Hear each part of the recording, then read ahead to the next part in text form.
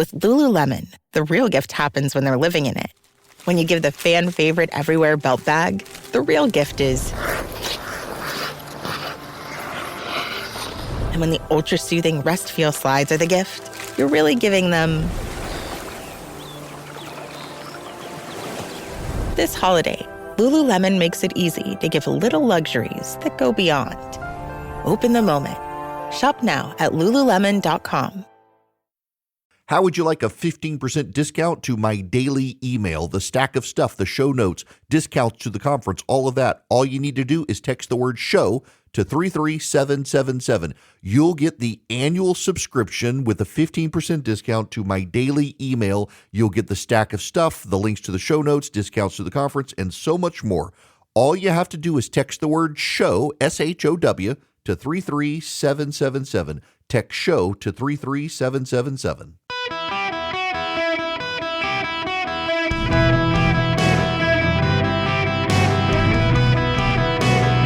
Welcome to the Eric Erickson Show podcast, Hour 3.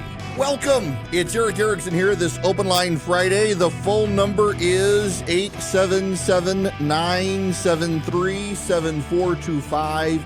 Should you wish to be on the program, if you text Eric, E-R-I-C-K, to 33777, you can get the live stream, the show notes, the podcast, all that.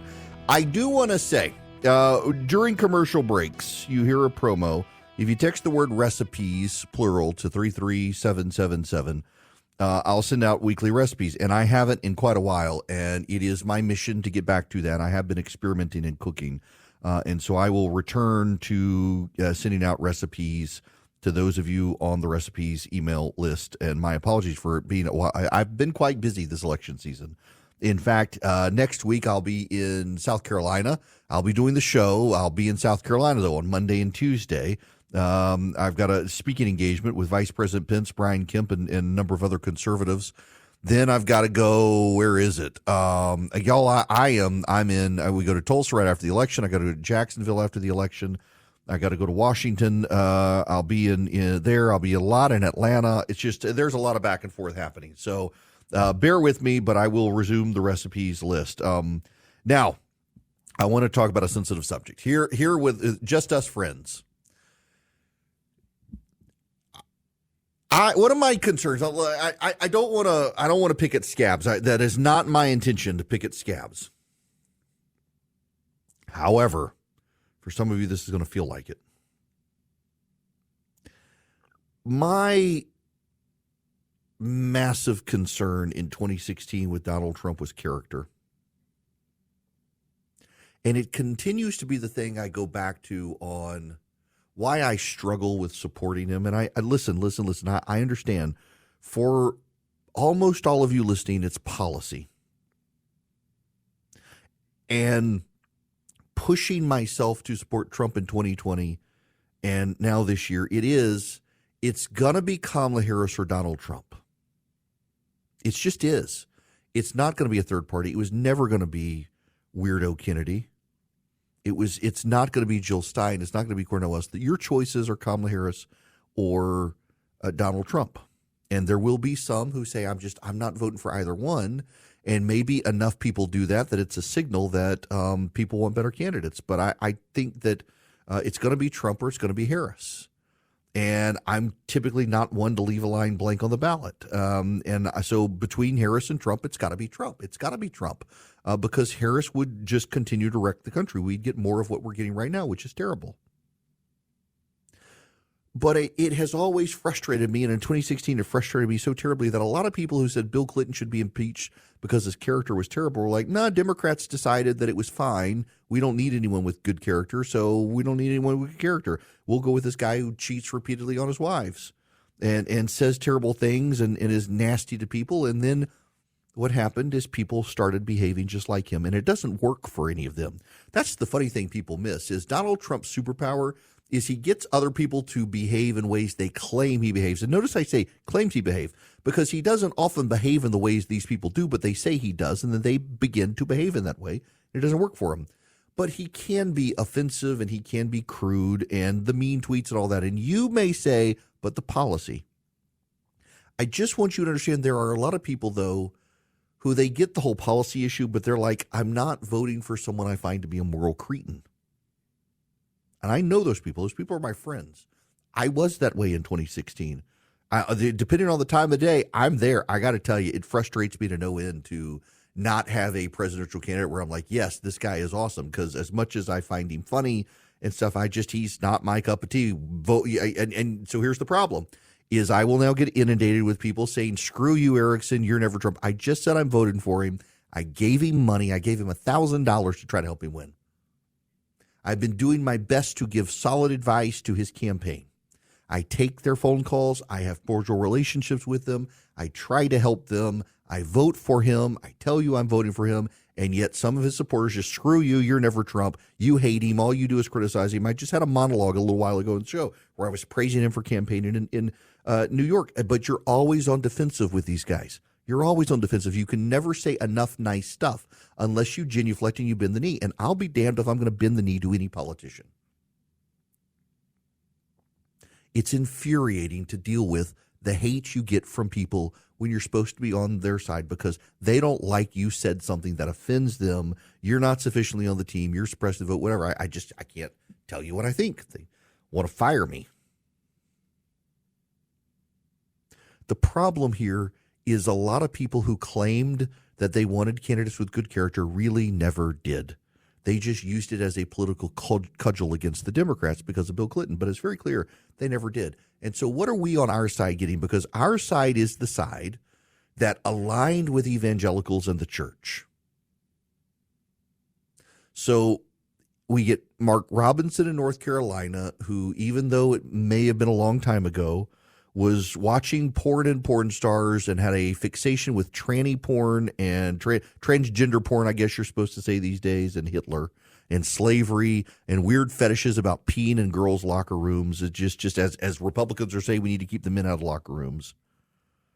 And if you just listen to some of the things and listen, again, I played his speeches on air because there were a lot of things of his that I liked, but also he said a lot of really like things that as a minister, they were designed not to be honey, but they were designed to be vinegar. They were designed specifically not to glorify God, but to put other people down. And I think we've got to hold ministers to a higher standard. The Bible certainly says God is and suggests that the congregation must as well. I think character counts. Matt Gaetz is another example. Matt Gaetz is a hero to the MAGA crowd. People want him to come do rallies. They want him on TV. They want his autograph. This allegations have now come out in a legal filing about Matt Gaetz attending a drug-fueled sex party with a 17-year-old. He's not a great person. You could do better if you found someone. You could find someone who votes exactly the way he does with good character. But too many people want to be entertained. A buddy of mine, Sam, yesterday, I saw his reply to someone on Twitter, and I think he's right. None of you who love Donald Trump really would want him to be the governor of your state. Some of you would. But many of you have decided that state government is where the power is. Washington is for show. You want to be entertained in Washington with a guy like Donald Trump as a bull in the china shop, but you want real governance at the states. And what's notable is when you look around the states, you've got guys like Ron DeSantis or Glenn Youngkin or Brian Kemp or Kim Reynolds or Greg Abbott or Kay Ivey or Jeff Landry or you name it. Around the country, you've got brilliant Republican governors who are doing great work advancing conservatism, advancing sound public policy, and who have good character. There is no doubt that Ron DeSantis loves his wife and family and isn't at drug-fueled sex parties or cheating on his wife. There is no doubt that Brian Kemp loves his wife, and they are a team. There is no doubt that Glenn Youngkin loves his wife. There is no doubt that Greg Abbott and his wife have a great relationship, and you're not going to be embarrassed by sexual perverted skeletons in their closets. And that's should be like a baseline for fine people with good character to run for office. And yet so often now, So many people on the left and the right, they just want to be entertained. And what people on the right have decided to say is that, well, you know what? People on the left don't care about character. They're willing to put these sleazy perverts up. And so we should be able to put sleazy perverts up too. And what you do is you take away a good choice for middle of the road, normal people who want a good person to vote for office. You take away the choice of providing them decency. And that's kind of what I resent like hell in this political season right now, is that it is Republicans, not Democrats, because Democrats, you're absolutely right. Democrats find these wackadoo pervy people to put up for office, like the guy in New York who was locking everybody up for COVID and was out at orgies. Did you hear about that? The New York health guy was telling people you got to stay home. You're not allowed to associate with people. You're not allowed to have people at your home. He was out having orgies. The Democrats do this crap. And Republicans had an option to say, let's give people someone who's got decent character and to contrast against the pervy, creepy people. And instead, the Republicans said, character, to heck with character. Let's have our own creepy, pervy people who are brash and rash, but they fight, they throw punches.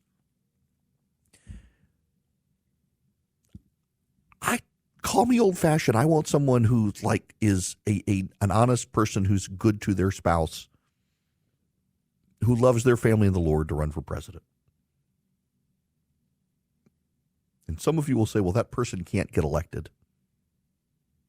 Except in Florida, they do. In Georgia, they do. In Virginia, they do. In Iowa, they do. In Montana, they do. In Texas, they do. In Utah, they do. In Arizona, they do. Can we get back to a climate of decency on our side? And that's the thing here, is that our side made the choice. The left made the choice that character doesn't actually count. And the right could have provided the alternative and say, yes, it actually does. Here's a good person with good policy. And instead say, you know what, you're right, character doesn't count. We're tired of being held accountable as well. We're going to go out and find these people. And the problem is, for the voters still view the Republican Party as the party tied to the church. So when you put up a minister who spent many hours a week in a porn store watching porn stars on video and leaving message boards full of Hitler fantasies, you may say it's long ago, but to your normal average voter, they think that's creepy. And I'm going to say something else here at risk of a conversation with friends I had last night. Pornography is deeply sinful and has become very pervasive and culturally common in society. And it's no big deal, and it is a big deal. And it is very common for high school boys and college boys to engage in looking at pornography on occasion. In fact, there was a study done a number of years ago that the boys least likely to engage with pornography are the ones whose fathers told them it was wrong. Not their moms, not their preachers, not their uncles, not their grandparents, but their fathers. When a father tells a son pornography is bad, that son, and it transcends race and it transcends income, it transcends socioeconomic status. A boy whose father condemns pornography to the son is the least likely, black, white, rich, poor, it doesn't matter, to engage with pornography. But I just also think there's a difference between a boy who might have glanced at pornography and, well, the deeply fetishistic transgender pornography and Hitler fantasy stuff. There's something deeply demented there beyond just a boy happened to stumble upon pornography on the internet. I just that one gets me. And you can say it was 20 years ago or so with Robinson, but then you compound the financial stuff, the bounce checks and the shutdown business for the federal grant money not going where it was supposed to spend, and I mean, there have been red flags all over there. Just because someone says they love Jesus doesn't mean they really do. Ask Judas.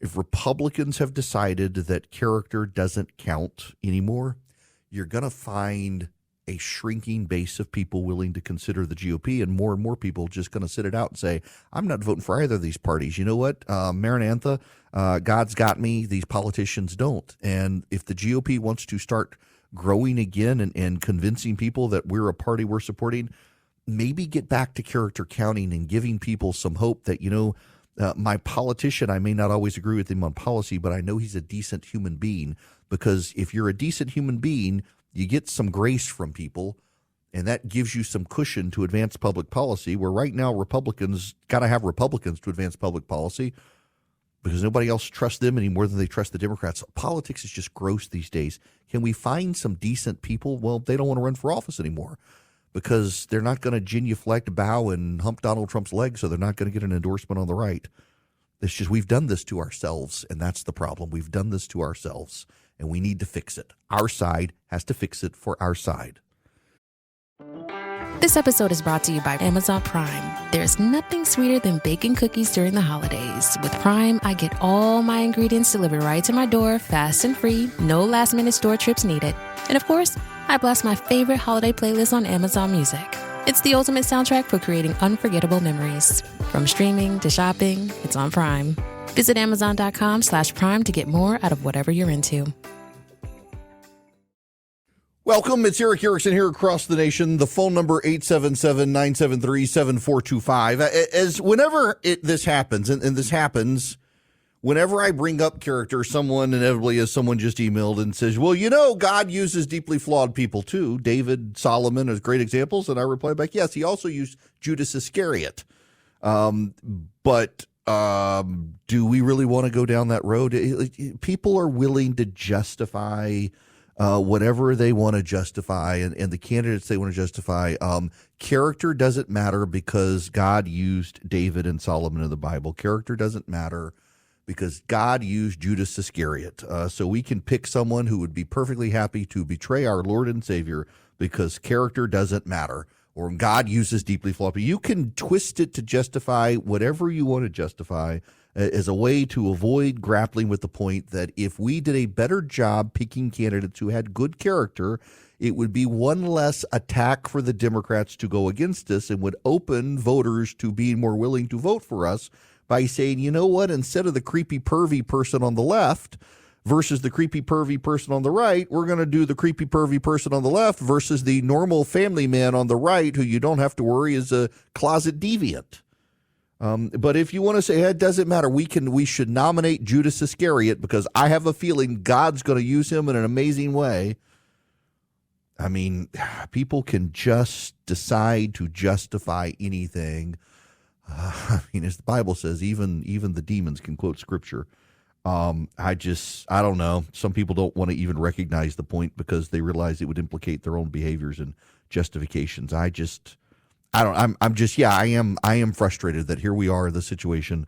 Donald Trump could lose North Carolina because Republicans decided they wanted to go with the reverend who could say Jesus with 5 syllables and hump Donald Trump's leg, and now it's blown up in their faces.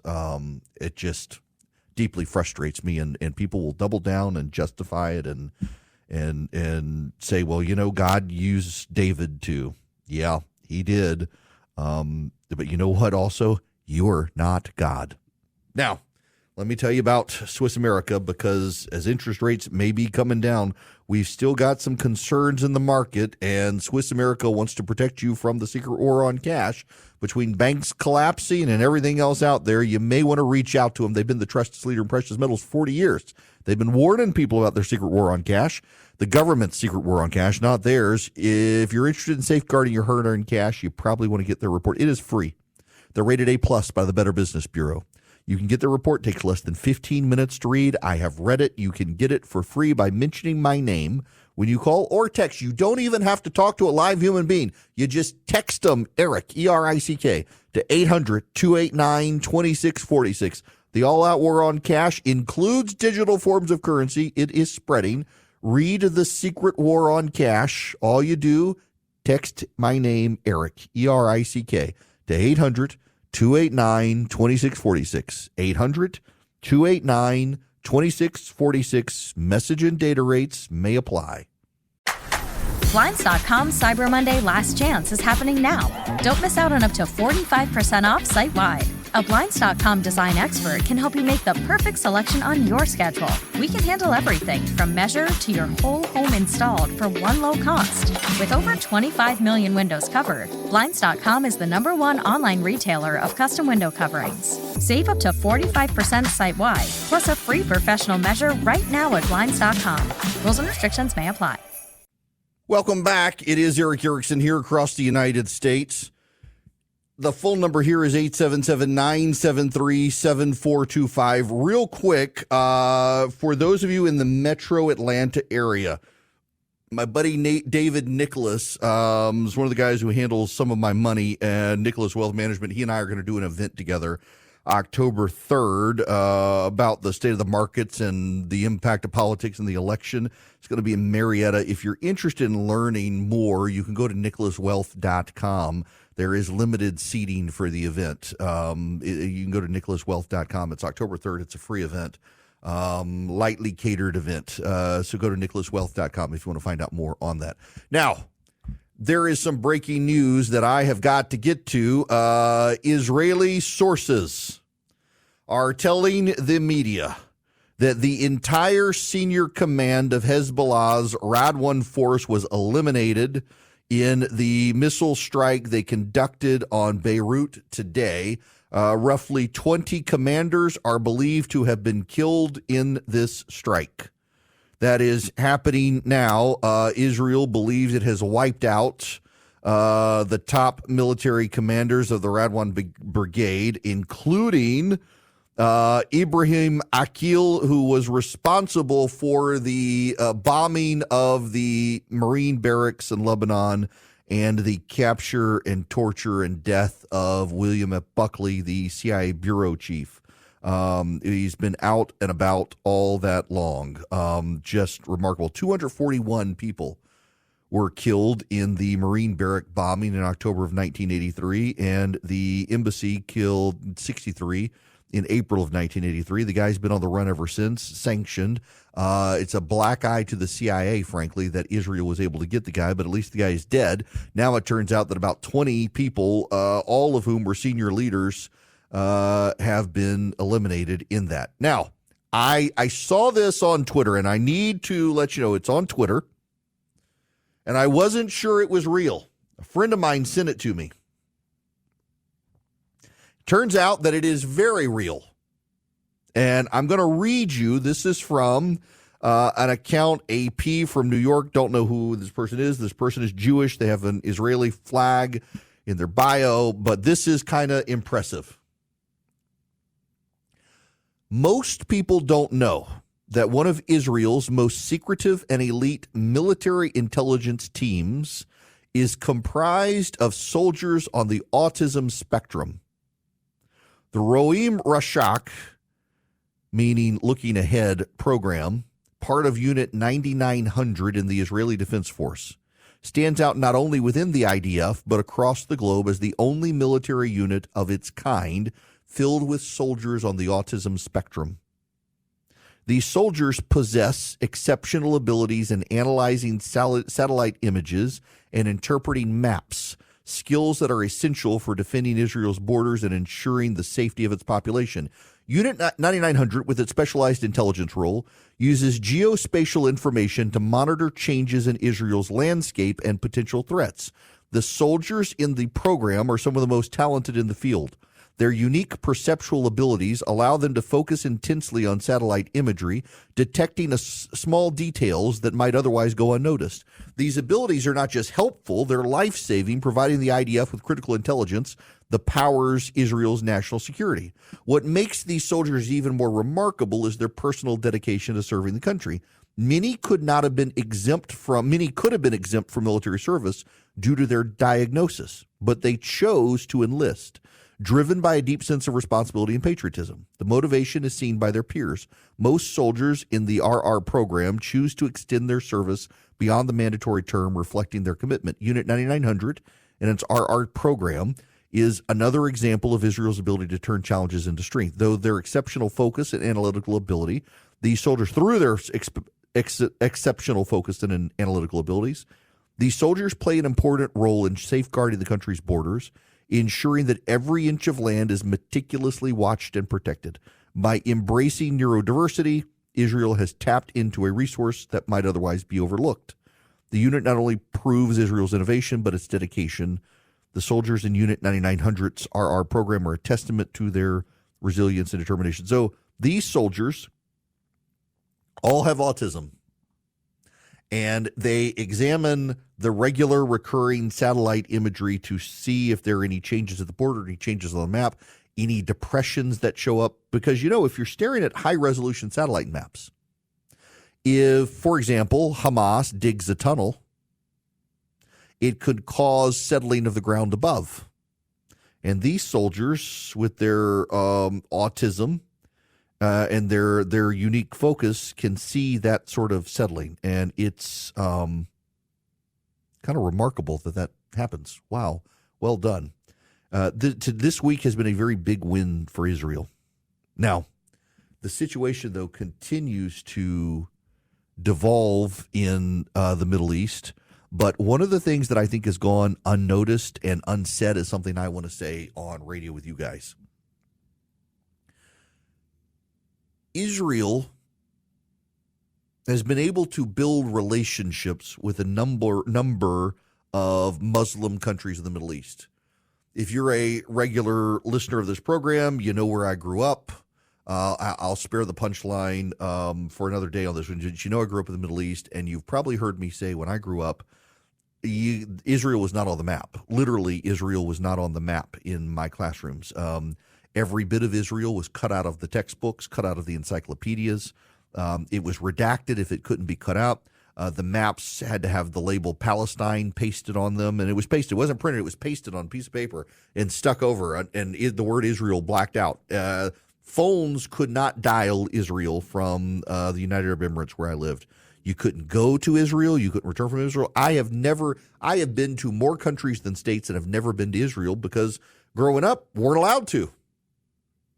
You couldn't get back in the country. In fact, Israel, to this day, in some cases, will give you a piece of paper with the passport stamp that you can remove from your passport if you're going into a Middle Eastern country that has problems with Israel.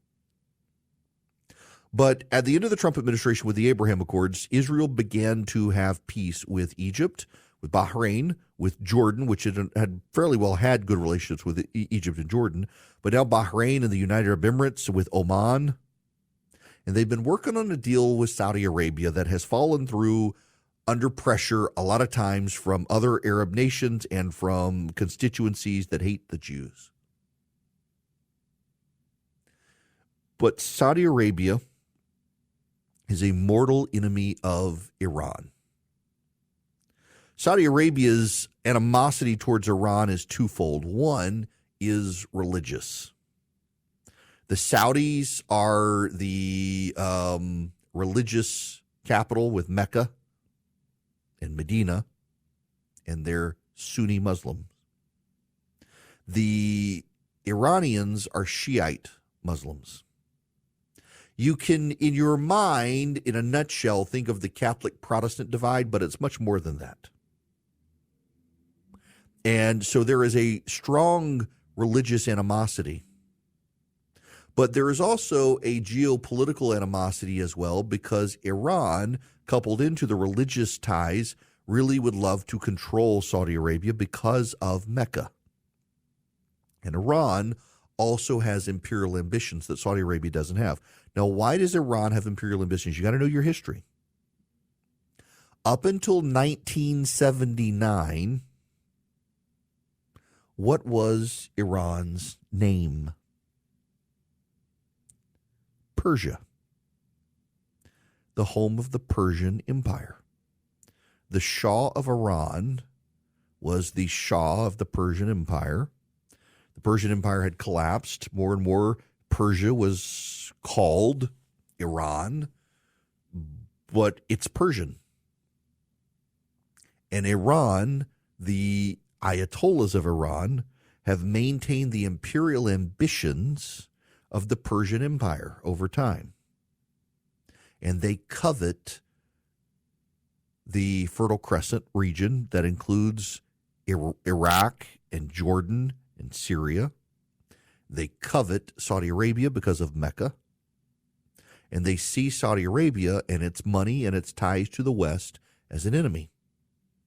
So Saudi Arabia is looking at this situation and looking at what Israel has been able to pull off. And you know and I know there are conversations happening right now between Saudi Arabia and Israel. One of the things that you may not appreciate is that the Mossad is very, very good. The Mossad is probably the best intelligence agency on planet Earth. In the Middle East, the Saudis also have very good intelligence.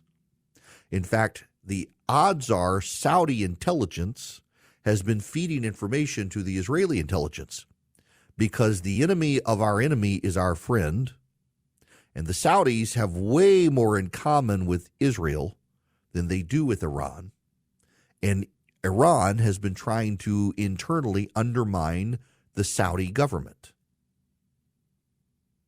So by Israel pulling this off, not just wiping out the top 20 military leaders of this Hezbollah brigade, but blowing up their CBs, compromising their cell phone service, blowing up their pagers, blowing up their weapons depots in southern Lebanon, Israel is actually doing a favor to Saudi Arabia. And I assure you, though it is not getting mentioned, there are friendly conversations happening between the Saudis and the Israelis, and that's the other benefit of what Israel has done. Now, let's step back and look at the reaction to the anti-Semites in this country, including in the Biden administration, who are furious with what Israel did. The reality is Iran has compromised too much of the Biden administration, and what is so frustrating to me is how the media has not wanted to cover how compromised the Biden administration is. There was actually a report out the other day from the Inspector General of the State Department that the State Department mishandled one of its Iranian envoys dealing with the Iranian nuclear deal, and intelligence possibly got into the hands of the Iranians, among other things. And the fact that the media is as quiet on this as possible does make me wonder, is the media as compromised with Iranian sympathizers as the Biden administration is? I actually do wonder this. Are major media institutions as compromised by Iran as the Biden administration? Because the fact is there was an explosive story about just how compromised the Biden administration is, and people at other media outlets barely gave it any notice or attention. But there are Iranian spies inside the Biden administration, and there are Iranian sympathizers inside the Biden administration, and they don't like Saudi Arabia, and they don't like Israel. And it is not a coincidence in my mind that so much of the Biden administration national security program has hated Israel and Saudi Arabia concurrently, while also trying to push for an Iranian deal. It is a tip-off in my mind that the Iranian sympathizers are in charge. So Israel refuses to let the Biden administration know about the pager and walkie-talkie attack, and the Biden administration is furious they've been caught off guard. I wonder if the Saudis were told or if they helped. One of the silver linings in the incompetence and compromise of the Biden administration is the Saudis and Israelis are working together like they never have before. And that's actually a good thing for the stability of the Middle East, because the more we can contain and put off Iran, the better it is for every single person on planet Earth. The Iranian regime is a terrorist regime that funds terrorist proxies around the world, and they've gotten a horrible black eye. And side note, it appears that the Israelis have so compromised Iranian intelligence that they were able to pick up the order for the pagers because it traveled through Iran for funding, and the Israelis were somehow able to steer it to an Iranian shell company in Hungary that sold them pagers laced with explosives.